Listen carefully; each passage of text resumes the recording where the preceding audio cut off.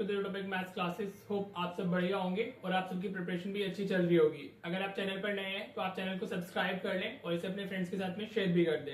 And if you are already on the channel तो आपको पता होगा, वैसे तो आपको थंबनेल लिख के भी समझ आ ही गया होगा कि हम लोग क्या कर रहे हैं। Today is the day 14th of our 70 important questions, जिसमें हम जो वेरी इंपॉर्टेंट क्वेश्चन है सीबीएसई के पर्सपेक्टिव से, जैसे क्वेश्चन सीबीएसई पूछता ही है, हम सिर्फ वो क्वेश्चंस कवर कर रहे हैं। होप अगर आपने प्रीवियस वीडियोस देखी हैं तो आपको ये समझ में भी आ रहा होगा। अगर आप इन क्वेश्चंस को कर लेते हो तो मोर और लेस आपके सारे कॉन्सेप्ट्स रिवाइज हो जाएंगे और इसी टाइप के क्वेश्चन सीबीएसई पूछता भी है। लेकिन अगेन आई एम सेइंग कि आपको कॉन्सेप्चुअल क्लैरिटी के साथ रहना है। अगर आप कॉन्सेप्चुअली क्लियर होंगे तभी आपका स्कोर अच्छा होगा।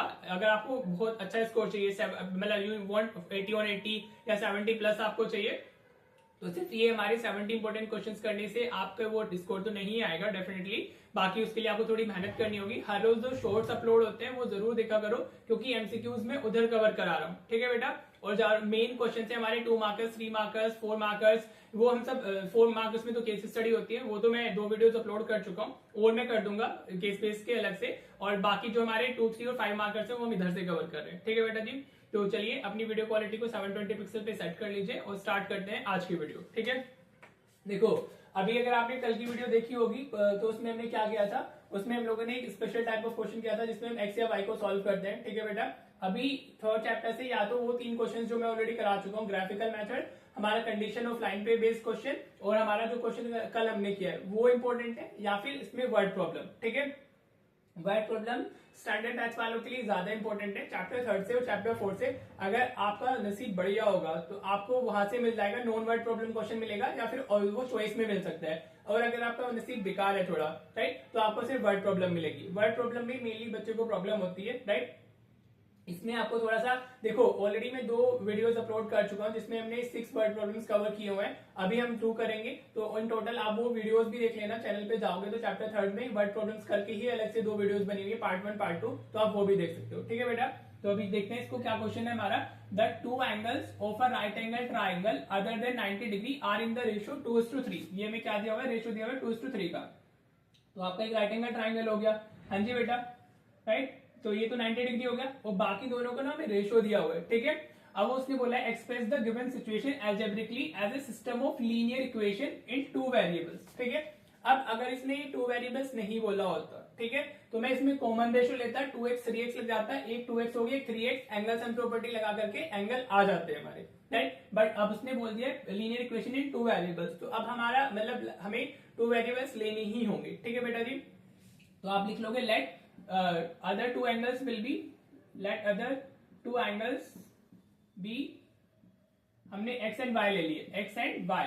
ठीक है बेटा, समझ आया। हमने एक को x ले लिया, एक को हमने y ले लिया। आप चाहो तो इसको लेबल भी कर सकते हो, you can write like a b c, और आप बोल दोगे let angle a equals to x and let angle c equals to y। इस तरीके से भी आप लिख सकते हो, या तो आप ऐसे लिख दो या फिर आप इसको ऐसे लिख सकते हो, let angle a equals to हमारा x and angle c equals to y, ऐसे भी लिख सकते हो। If you are labeling this तो आप ऐसे भी यूज कर सकते हो, कोई भी आपको चलेगा। ठीक है। अब उसने में क्या दिया हुआ है, अब उसने दिया हुआ है कि जो हमारे ये दोनों एंगल है इनका ना में रेशियो दिया हुआ है, समझ आ रहा है, इन दोनों का रेशियो अवेलेबल है। तो हमें क्या गिवन है, रेशियो क्या गिवन है, रेशियो हो गया हमारा 2:3। हाँ जी, 2:3 रेशियो गिवन है। और रेशियो को अगर हम फ्रैक्शन में कन्वर्ट करते हैं तो हम इसको कैसे लिख सकते हैं, we can write like this, x/y equals to 2/3, ये लिख सकते हैं ना। हाँ जी, अगर रेशियो को हम फ्रैक्शन में लिखते हैं तो x/y इक्वल्स टू 2/3 आ जाएगा हमारा, राइट बेटा जी। यहाँ तक क्लियर हो रहा है। अब आपको क्या करना है, क्रॉस मल्टीप्लीकेशन कर लीजिए, तो 3x इक्वल्स टू क्या हो जाएगा, 2y हो जाएगा।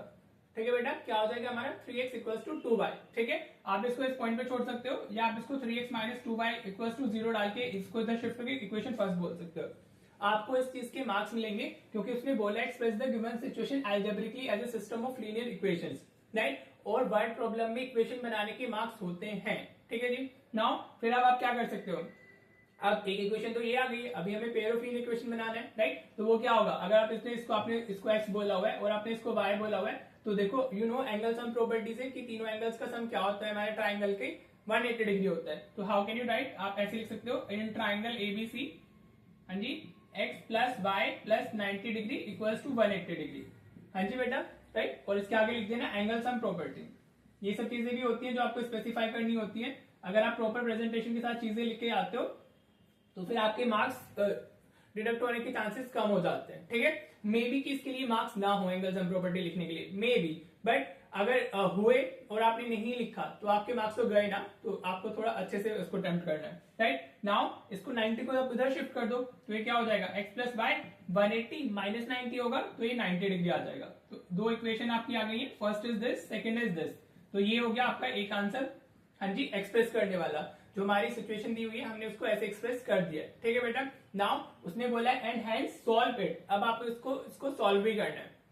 तो सॉल्व करने का तरीका यू नो वेरी वेल कि आप एलिमिनेशन मेथड यूज कर सकते हो इसमें, या सब्स्टिट्यूशन यूज कर सकते हो। Don't use graphical over here क्योंकि वो बहुत लेंथी हो जाएगा उस चीज के लिए। मैंने लास्ट क्वेश्चन में आपको एलिमिनेशन से ही कराया था, अभी भी हम एलिमिनेशन ही यूज कर लेते हैं ठीक है, या आप इसमें सब्स्टिट्यूशन भी लगा सकते हो। चलो मैं इसको सब्स्टिट्यूशन से करा देता हूँ, ठीक है। आप ऐसे लिखो, आप यहाँ से y को क्या लिख सकते हो, y को हम लिख सकते हैं 90 माइनस एक्स, इसको इधर शिफ्ट किया ना तो y प्लस टू क्या हो गया 90 डिग्री माइनस एक्स हो गया। मैंने क्या किया, x को इधर शिफ्ट कर दिया, ठीक है। अब आप लिखो putting value of y in equation 1। आप कुछ भी यूज कर सकते हो, दोनों मेथड मैंने चैनल पे ऑलरेडी कराए हुए हैं, तो आपको जो अच्छे से समझ में आता है आप वो यूज करके कर सकते हो, ठीक है बेटा।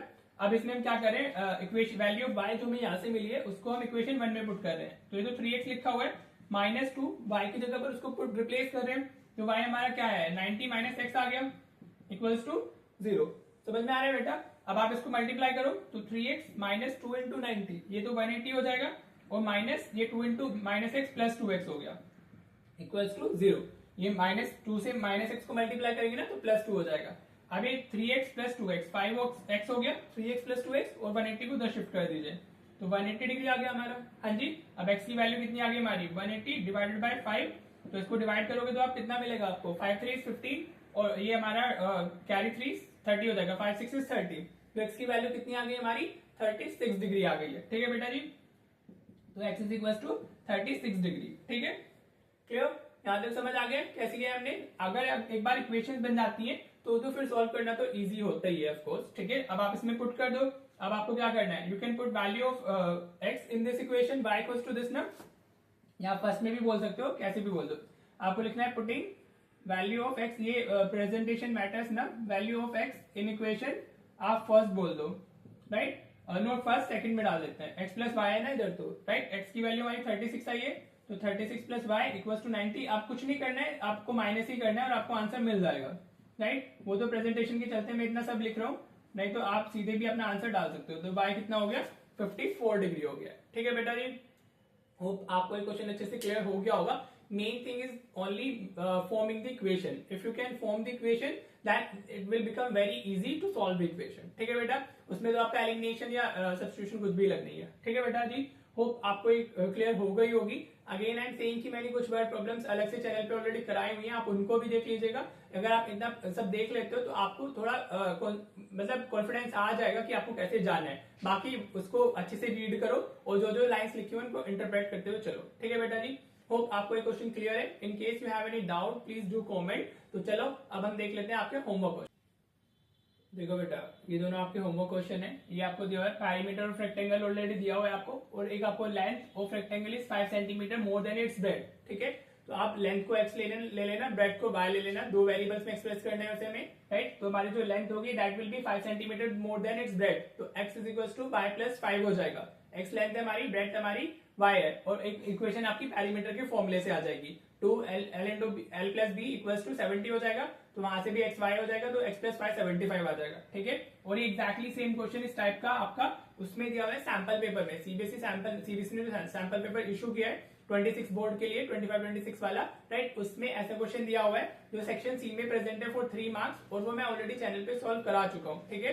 तो आप जाओगे, अगर आप सीबीएसई सैंपल पेपर 25-26 देखोगे उसमें सेक्शन सी के अंदर आपको ये मिल जाएगा, तो आप वहां से भी इसकी हेल्प लेके कर सकते हो, ठीक है बेटा जी। तो चलिए, आपको आज की वीडियो क्लियर हुई होगी। अब हम मिलेंगे कल की वीडियो में, जिसमें हम अनदर वर्ड प्रॉब्लम ही करेंगे, क्योंकि इस चैप्टर से वर्ड प्रॉब्लम काफी इंपॉर्टेंट है, ठीक है बेटा। तो अगर आपको कोई डाउट रहता है तो डू कमेंट, ठीक है। और चैनल को अगर आप पसंद कर रहे हो तो please do share this with your friends also, ठीक है बेटा जी। तो मिलते हैं नेक्स्ट वीडियो में। Thank you so much for watching the video.